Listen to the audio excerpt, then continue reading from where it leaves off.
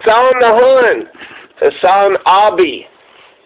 Hasan, you know Hasan from TYT, the nephew of Gene Cougar, Hasan ABI on YouTube. Check him out if you want to. I have not subscribed to him. He is going to talk some shit. So let's hear what Hasan has to say. So that you know, and old Nancy Pelosi's appointment over it says she's fake and it worked for Kathleen Rice, Hasan. Kathleen Rice told Nancy Pelosi, "I'm not going to vote for you for Speaker," and then she became the committee chair for the Energy and Commerce Committee. So that tactic works. That's what the neoliberals are doing. So you're going to tell us that we're not supposed to be doing what the neoliberals are doing? We're not supposed to be doing what the... Get the hell out of here. And, you know, a grifter or whatever, and has, like, left the left, or is, like, against Medicare for All or something now. 1917, women's suffrage was an aesthetic vote. Yeah, no, women's suffrage happened on accident, you're right, because, like...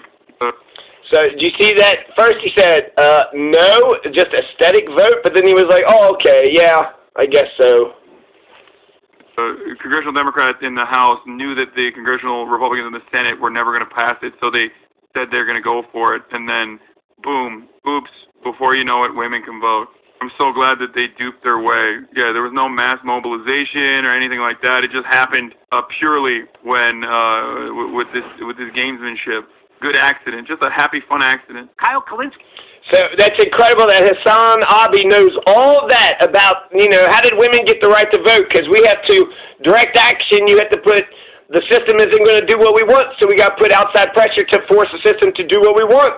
And Hasan Abi just described to you a moment in American history when we got the system to do what we wanted.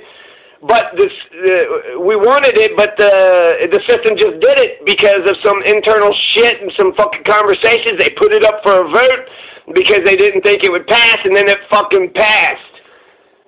So, women, you like the right to vote? You like the right to vote, women?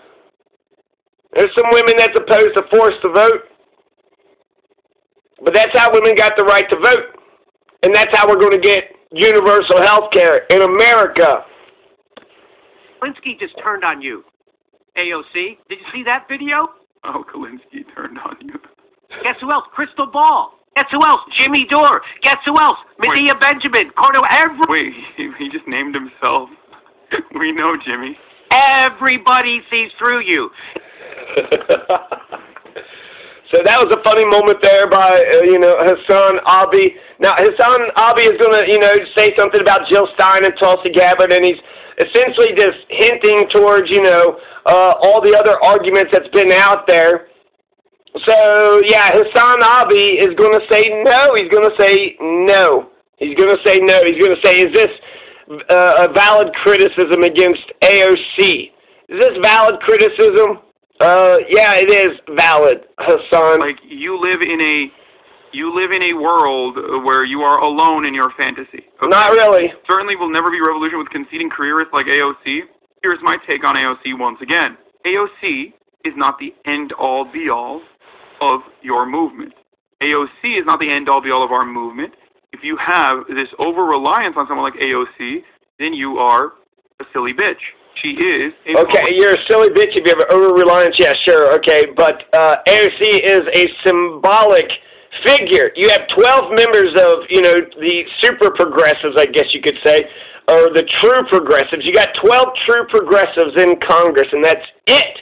That's all you got. So you got, you know, Jamal Bowman and Rashida Tlaib and Ilhan Omar and, you know, some 5 brand new ones too, right? Cori Bush and, you know, some other ones. So, we got 12 progressives. We got 12 progressives in Congress. Well, are we going to mention each and every single one of them? No. AOC represents all of them. When we say AOC in the squad, all 12 progressives, until one of those 12 emerges as the leader, AOC is the leader until further notice. Maybe we need to dethrone AOC. Maybe we shouldn't prop her up to be the, you know, big symbol for the 12 progressives. Maybe there's a better progressive out of the other 12. I like Ilhan Omar, but I'll be honest, I don't know all 12. So, politician. Ultimately, politicians are not your friends. You should absolutely pressure them, but you should also make sure that you're pressuring them in the right way.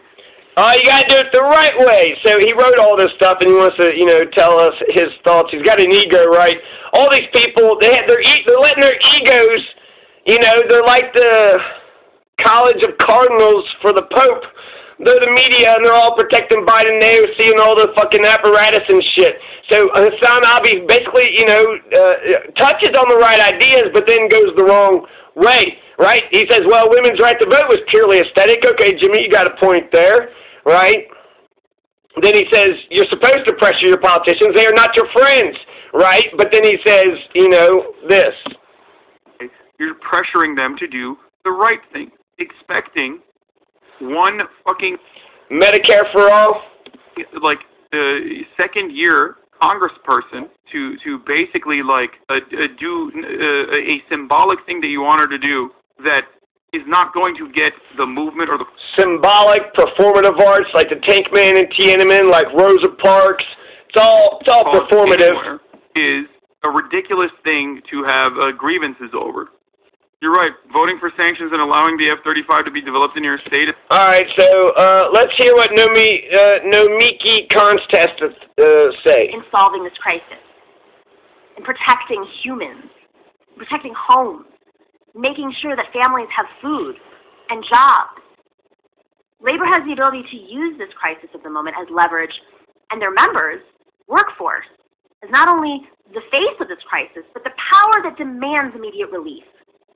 And the power that builds the strategic campaign to pass Medicare for all. Mitch McConnell will always find a way to roll us, block us, and gaslight us. And frankly, so will Nancy Pelosi and Chuck Schumer and Joe Biden.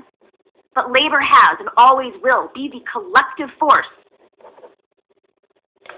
Big labor is important, and I have not been thinking much about big labor, so we need to get big labor on force to vote. Jimmy Dore, we need big labor to support force to vote. Those in power and the rest of capital from killing us. Literally killing us.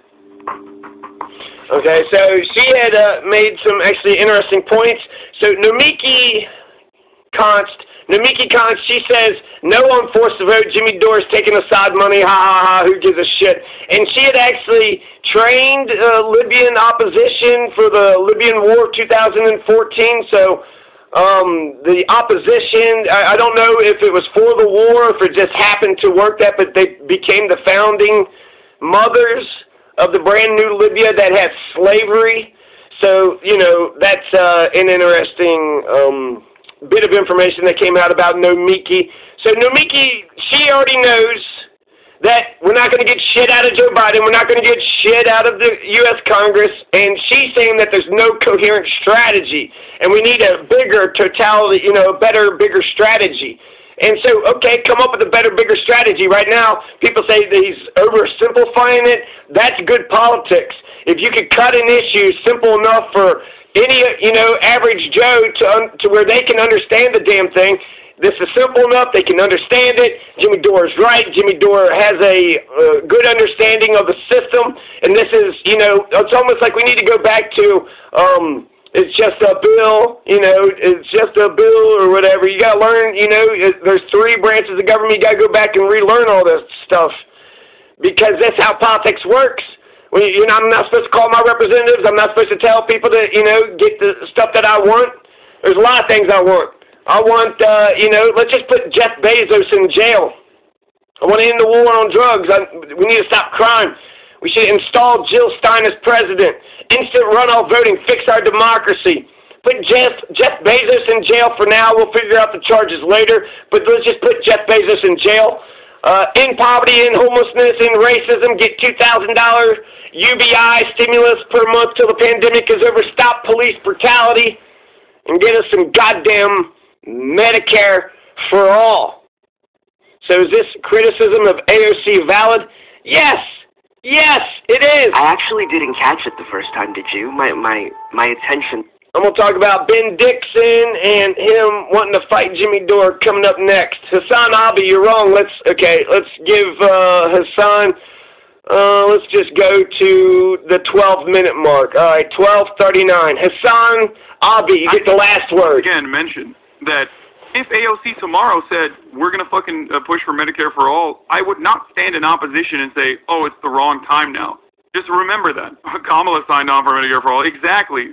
If there was an organized movement to continue the pressure on the Democratic Party right now for Medicare for all, and the Democrats held the Senate and the House, and Joe Biden was president, and at that point you pushed for a fucking bill like this, and then we saw actually who was against. Wow, that's a lot of shit that has to fucking happen before anything actually happens. If you don't even try, then you've already failed. So Hasan Abi has already failed 100%.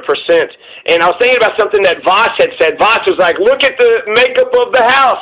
You know, the Democrats control the House, so no chance of it passing there. And then the Senate, it's basically 50-50, so there's no chance. What do you mean there's no chance? You just said it's 50-50, and then you said the Democrats control the House. So the Democrats, all right, we got the House, so now we just got to get the Senate. So it's a fucking coin toss? It's a coin toss. America, we could get Medicare for all, according to Voss, over a coin toss. Voss is actually against this, so it's weird how they basically, well, you know, pressure the politicians, do this, do that. Women's right to vote, yeah, that's how we got women's right to vote. But we're not going to get Medicare for, you know, everybody that way, too. Why not, Hasan? That's how women got the right to vote. Why can't we get Medicare for all the exact same way? All right, last word. Against Medicare for all because you no longer can put together, you know, symbolic yes votes. That's the best way to do it. That is the best time and place to do it. So if Dems win Georgia, will you support a Medicare for all vote? I support a Medicare for all vote tomorrow if you want it. I am critical of it. I'm critical of the people who are like fucking freaking out. I do want it. I do want it. But if I said it from day one. Like, okay, David Soretto, look at this shit. You know, these assholes are essentially pushing back and saying it's a dumb idea. I'm not going to stand in opposition against that. I'm for Medicare for all. Okay, good. If I think something is not the right move or not the sound move, that doesn't stop me from still advocating for it. I don't care. I'm still going to try to make it work as best as possible. All right, anyway. You can call me a grifter for that reason. Yeah, you're a grifter. If you want. You are a grifter. That's it. I am a grifter for Medicare for all. I want Medicare for all. If AOC said the floor vote should be forced, would you still have the same position? I would still think it's a symbolic vote that's not going to go anywhere, but I would be in favor of it, yes. And the reason for why I would be in favor of it in that situation is because I'm in favor of Medicare for all across the board. So if someone is advocating for it, I'm not going to stand in opposition against it. Yeah, except for you did. All right, I'll give him the last word next time.